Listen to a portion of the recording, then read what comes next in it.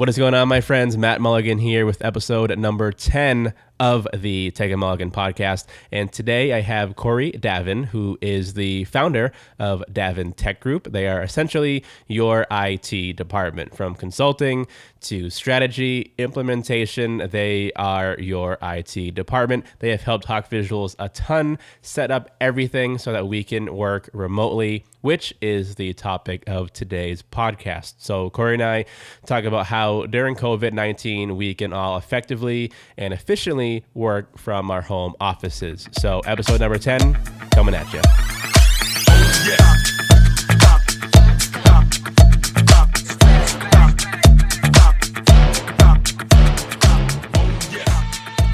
All right, so today I have Corey Davin, founder of Davin Tech Group. Corey, how you doing today? Good. Thanks for having me, Matt. Of course. I see you're home safe in your home office there. There's no other way to operate now. Yeah. So before the podcast, so we were talking about, I want to have you on to talk about effectively working from home. But before we get to that, so tell me a little bit about your company, what you do, and then maybe ultimately what you're doing now for your clients. Sure. So Davin Tech Group, we're a technology consulting and IT services firm. So, we specialize in three core areas: providing strategy to clients, whether it be, on policies or assessments or compliance, really just being their C-level type person in their business. Information technology. So like doing the day-to-day, IT operations, management, and support of their business on a day-to-day basis. And then we also have a software division where we design, develop, and support software applications for our clients.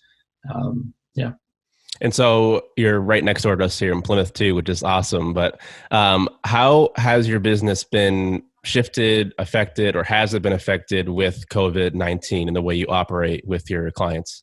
Sure. I think, when we started Davin Tech Group, we had the idea of like remote first. A lot of our clients are across the country.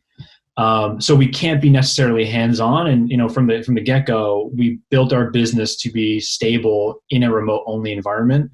We have team members. We have, our director of IT security and engineering. He's traveling around the U.S. full-time with his family. And we built that into our operations. So a lot of things haven't shifted. Our HQ's in the Landmark building in Plymouth, right across the Barista Gardens from you. But for the most part, things haven't changed too much. Our team's completely working from home. We're leveraging a couple of great platforms that kind of simplify our day-to-day workflow. But for the most part, it's just business as usual, which is great to say, knock on wood. Yeah, I mean, even, for us, we've taken a hit too, but I think what's saving us is the fact that we are still doing the online advertising. I think companies like yourself, people right now are working from home, right? Everybody's Absolutely. Working from home pretty much. So they're relying on having a system set up in place so that when they get to their home office, they can work effectively. Absolutely. And I think so to talk about that, if someone, obviously at this point, we've been working from home for a month or so, but how can someone make that shift, whether you're a 2-person company or a 50-person company? How can you seamlessly or effectively, I guess, go from office to home office and work effectively? Well, I guess first, you really need to do an assessment as to, do the systems and the platforms that you're using as a company, do they enable, remote work? The old school methodology of tech or IT was that, servers and core systems lived within the office and you had to be in the office to access them. Nowadays, as of, maybe 10 years ago, you have platforms like Dropbox or Box or Google Drive or, Office 365 that are really enabling people to work from anywhere effectively. And those are common day-to-day things now. Most businesses are using, Google Suite or Office 365. And really the major variable is, internal operations and how are you communicating with your team? Us from our perspective, we want to have our processes in place in a really firm way. working from home forces you to not be lazy. You can pop into someone's office, stand next to their desk and say, hey, can you take a look at this? That can't happen when you work from home. The process going forward when you work from home or working remote is you have to clearly articulate every detail of, what you're asking or what you're doing in a coherent way. You can't just pop in, disturb someone, and then, walk off and hope they take care of it. You clearly articulate, A, B, and C, setting those expectations. I think a lot of it comes down to workflow and not necessarily systems. So when you talk about workflow, so what are some things that you are doing maybe with your team to make sure that you're streamlined and those protocols are still in place? Yeah. So I think, we've implemented a lot of things that we still do that we do in the office that aren't necessarily things that need to be done, but they're good for housekeeping. One we do is a daily stand-up. So when we first started working in the office, when it was just me and I hired on our first person, we would do a daily stand-up, 15 minutes. We would, have a face-to-face meeting of what are you working on today? What are your challenges and do you need any help? We've transitioned that as we've gotten larger because that 15-minute meeting became an hour meeting into, doing some kind of a task list. So we leverage Slack very heavily here. And we have a channel called Daily Stand Up. And every day, right before everyone starts the day, they write out the list of the things that they're aware of that are on their, whether it's, building an IT plan for a client or rolling out new machines or configuring this system, whatever it may be. Just so it puts it out there, everyone knows what everyone's working on. And, if you're working on one piece of something and I'm working on the other, I can say, oh, hey, Matt, I appreciate you putting that on your list. Let's connect at, 2:00 to see where we're both at on this. So creating those clear lines of communication is super, super important. Is there an idea that there's too much communication? Because I know with us, we don't do these daily stand-ups. We'll do maybe Monday, we'll check in, and then maybe like Wednesday. I mean, do you kind of get to a point where some companies might be doing it too much? And is that almost negatively affecting them? Or are you kind of on the mindset of like every day checking in to make sure we're doing the right thing? Yeah. So the idea behind our stand-up is it's passive, meaning like it's not an actual meeting. It's just a place where we put our list of things we're working on a day-to-day basis. Okay. From a meeting perspective, when we first started working in the office a couple of years ago, we would have meetings a couple times a week, and we've gotten into a groove and developed processes where our meetings are becoming less and less. Meetings aren't necessarily valuable. Meetings are to basically pick up the pieces where the context is missed on a task or a project, making sure you're aligned with your team members. In most cases, from my perspective, it's an easy way for management just to say, okay, I don't want to write up the entirety of this project and articulate all of the little pieces of it. But, a face-to-face meeting is an easier way to communicate those deliverables or what those expectations are, rather than writing them all out in clear, A, B, C. Absolutely. Absolutely. And when you talk about clarity with your team, what tools and maybe softwares are you using for your clients? I don't know. Again, I don't know before all this, if the process has changed at all. I mean, I'm sure you call people and maybe use Slack and email, but has that changed? We're leveraging Zoom quite a bit more, okay. Or, video conferencing. So like I said, we're using Slack for, one-to-one messaging or group messaging, which can be great in some cases and can be distracting in others. Since I've started working from home in a full-time capacity, I've had to mute some channels because they're too busy and they're too, cluttered. Platforms we're using, we're a Google shop. So we leverage the complete Google suite, Google Calendar, email, Drive, for the majority of our productivity. We're using Slack, we're using Zoom for those kind of pieces in the middle. And then we're using, our hardcore technology tools to support our clients, which, like I said in the beginning, we've really built our business to support clients in a remote capacity. We don't need an office. It's a nice to have.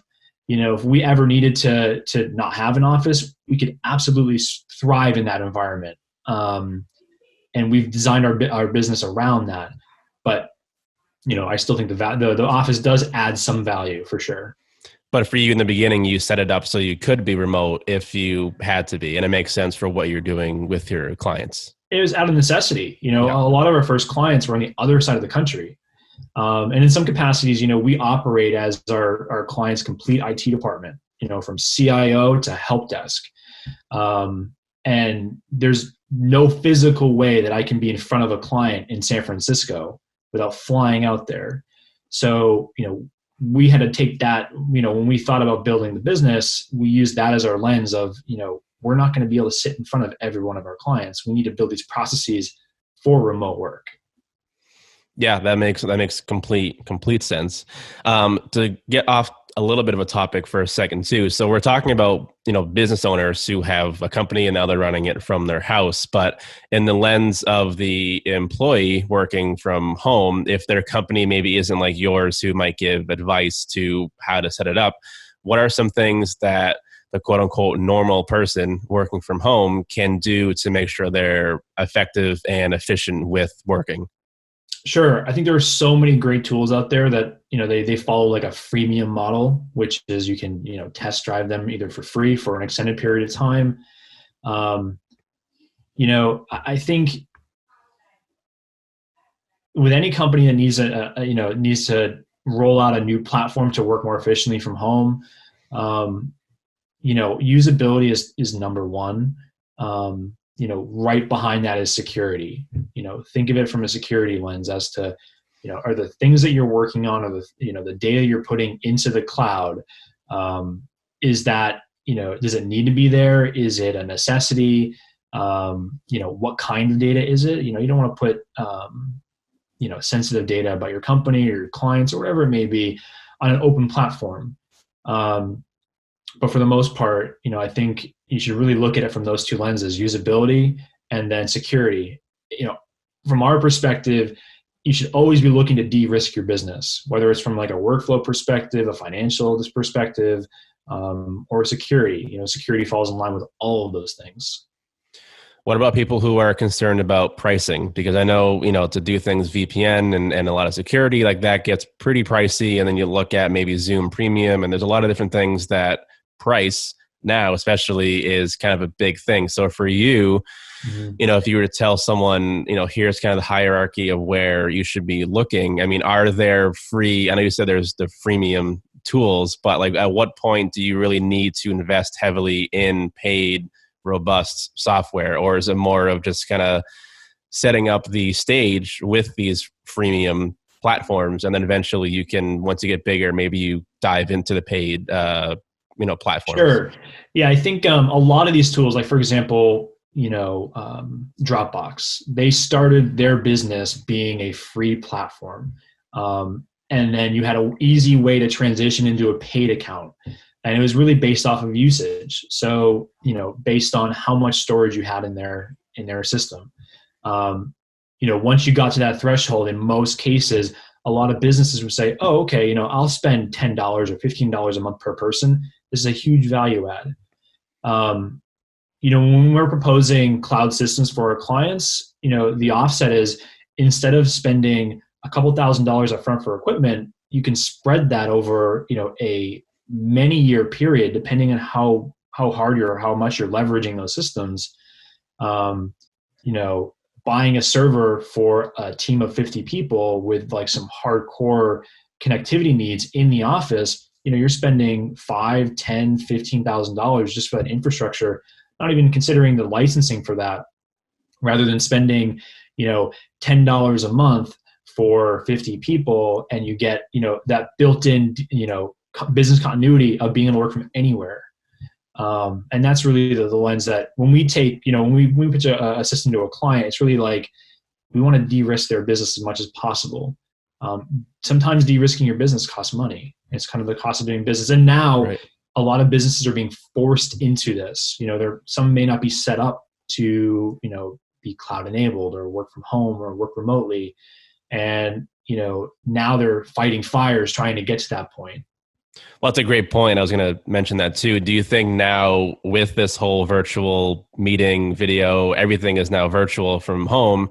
Do you think now business owners really need to take a hard look once this is all said and done at maybe implementing this sort of disaster plan, or maybe just part of your business plan in general, to have this virtual ability with your employees? I think so. I think, you know, this whole event changes everything. I truly believe that. I think that the majority of people, and you know, and especially people that are owning businesses or management, you know, they've always thought about running their business from an office. You know, visibility over productivity. And now the conversation is completely shifting into, you know, how can I have my team work effectively or efficiently remotely? So I think, you know, it does change everything. It does. And, I think it's unfortunate now, but I mean, you're seeing some of the companies that have this pre-set up who are doing pretty well. My fiance works, she's an architect. And obviously, architects in conventional offices work in pods on their at their desks with people in person. But now that they're remote, yes, productivity might be affected a little bit, but they had already set up this in the past. So now they can pretty seamlessly go from working in an office where there's 200 people to now they have teams who are doing virtual conferencing and everything is virtual, but they're doing it effectively. And I think it's an eye opener for a business owner to say, okay, we really probably should have this set up at some point now in case this happens again. Or, I mean, technology is changing, and the conventional idea that you have to have a brick and mortar office, some of that stuff might be possibly going away to a certain extent. I mean, obviously having an office I would is agree. important. I agree. I think commercial real estate, just in general, I think people are going to think twice. You know, instead of spending $2,000 to $5,000 or $10,000 a month for an office space, you can have the majority of your workforce work from home, depending on their role, and you can really focus on adding value to that. The employee experience.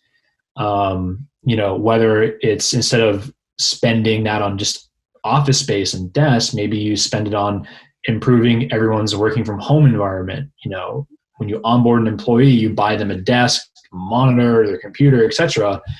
Maybe all that goes home. Maybe you spend it on corporate outings, whatever it may be. An office doesn't necessarily add value. It's just a place to work. Some people have great places to work where they're not distracted from home. Some people really like working in the office. I think the conversation comes down to, the mindset of visibility. People sitting down in chairs working is like, as a manager, some people pat themselves in the back, just with people, coming into the office, working together.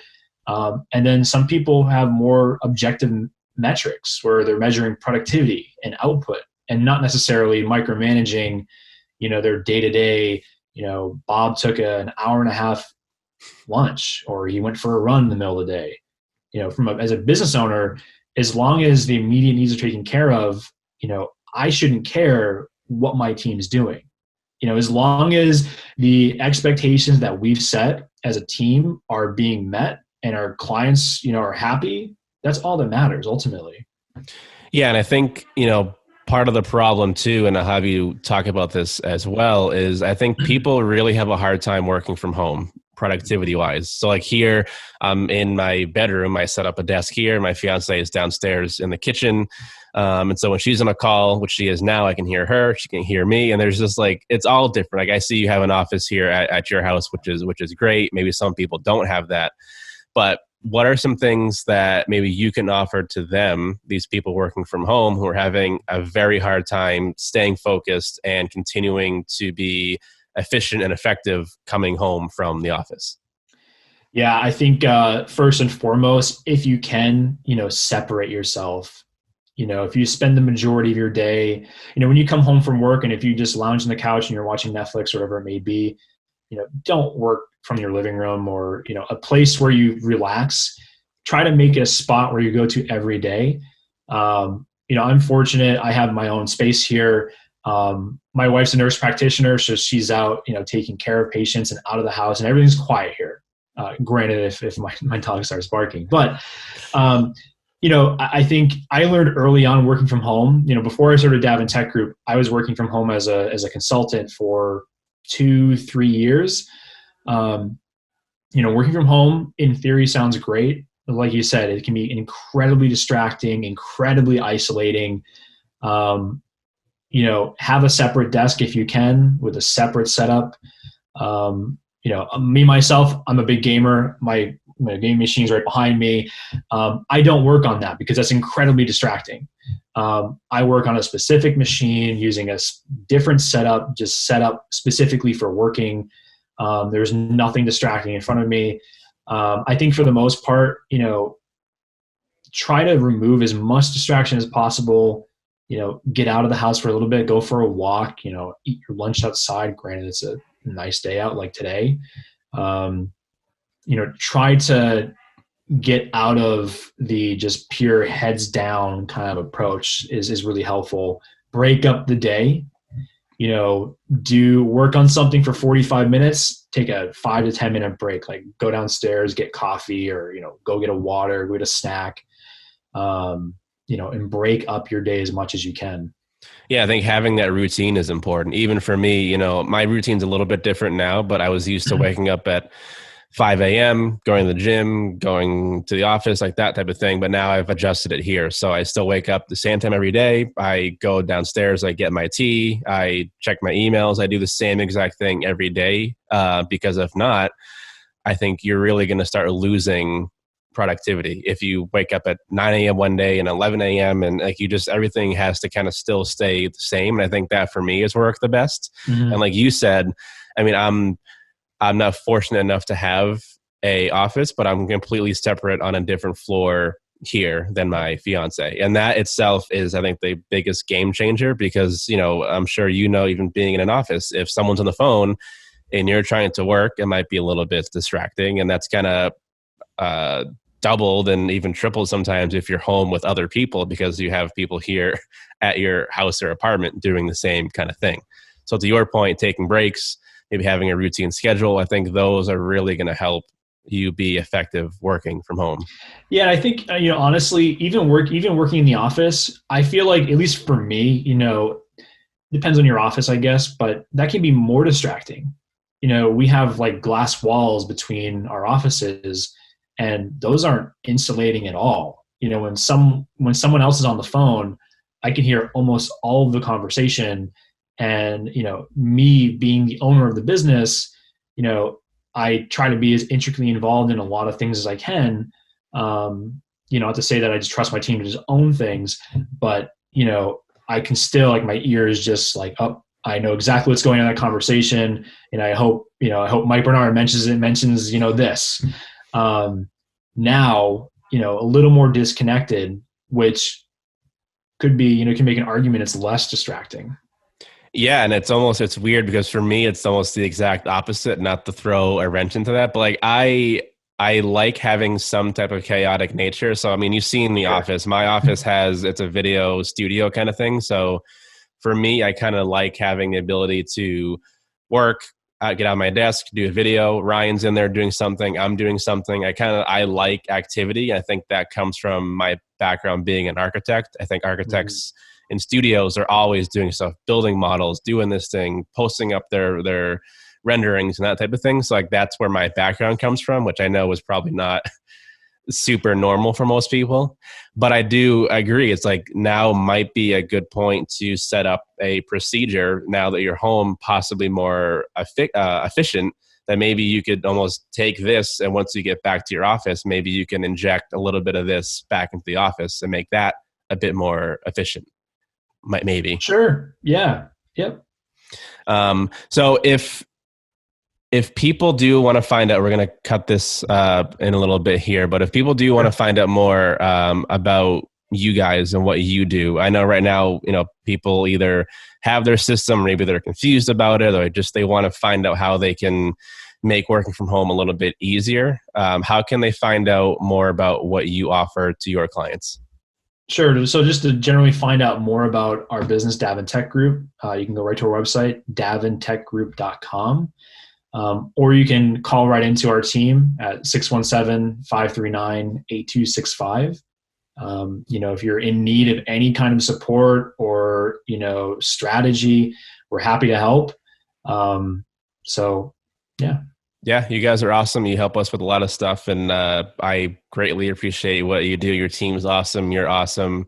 You definitely will be back on the podcast once it's all said and done. I owe you an in-person podcast, so I'll definitely have you on to talk more about your background and stuff. But I appreciate it. I wish you the best, and I'm sure I'll have you on pretty soon.